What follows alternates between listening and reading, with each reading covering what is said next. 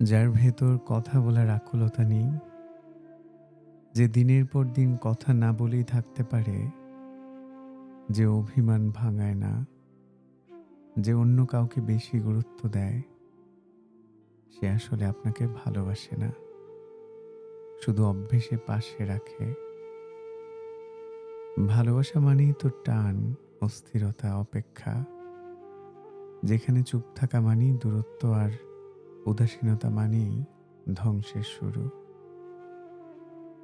ভালোবাসলে মানুষ চুপ করে থাকতে পারে না, কারণ ভালোবাসা তো এক ধরনের ব্যাকুলতা, যা প্রতিদিন নাম ধরে ডাকে, আর উত্তর না পেলে ভেতরটা কেমন হাহাকার করে ওঠে।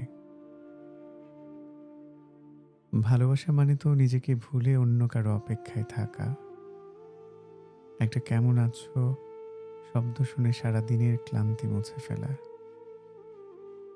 যে সত্যিই ভালোবাসে, সে কথার অভাবে নয়, অনুভূতির ভারে অভিমানে নীরব হয়ে যায়, কিন্তু দূরে সরে যায় না, অচেনা হয়ে যায় না।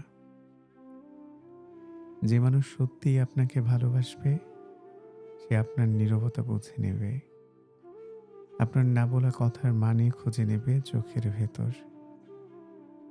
সে চুপ করে থেকেও আপনাকে অনুভব করাবে তার উপস্থিতি, যেন দূরত্ব থাকলেও সম্পর্কটা কিংবা মন কখনো দূরে না যায়।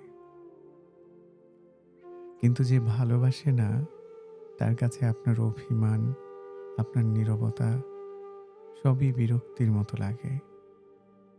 সে ধীরে ধীরে আপনার সব শব্দ, সব অপেক্ষা একটা অভ্যেসে পরিণত করে দেয়। আর আপনিও ভাবেন, এটাই হয়তো ভালোবাসা, এটাই হয়তো ভালোবাসা।